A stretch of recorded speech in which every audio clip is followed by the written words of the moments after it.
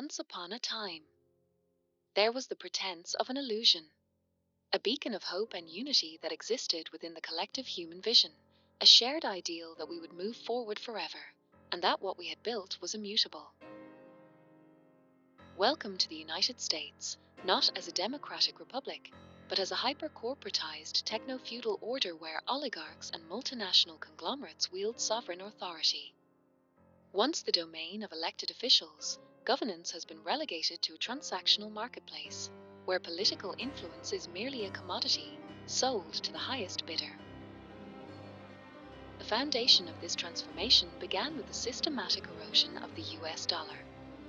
Decades of fiscal irresponsibility, the unchecked expansion of monetary supply, and an endless cycle of debt monetization paved the way for economic destabilization. Inflation accelerated beyond control, consumer confidence disintegrated, and rather than addressing the underlying economic dysfunction, policymakers sought an alternative solution.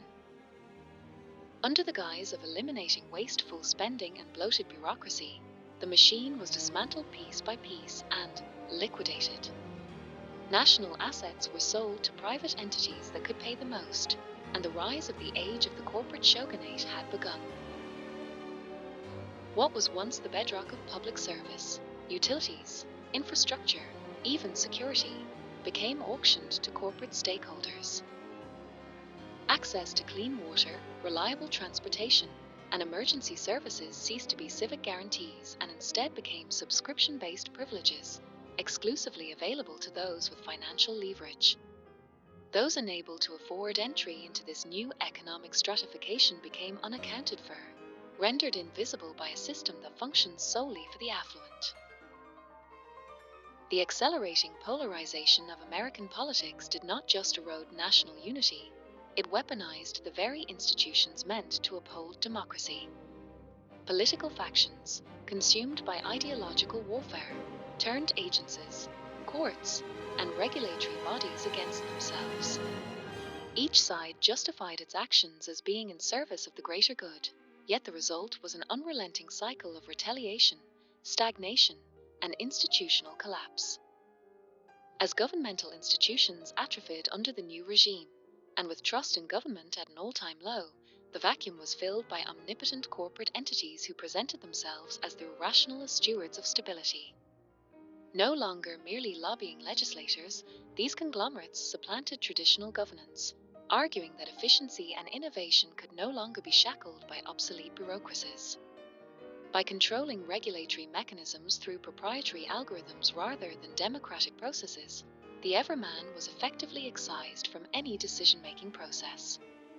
Executive boards supplanted elected officials, and compliance became dictated not by constitutional law, but by end-user license agreements. This gave rise to the Corporate Shogunate, a neo-feudal order wherein each mega-corporation presides over its own autocratic jurisdiction. Laws immutable, updated via software patches, and enforced by autonomous surveillance networks.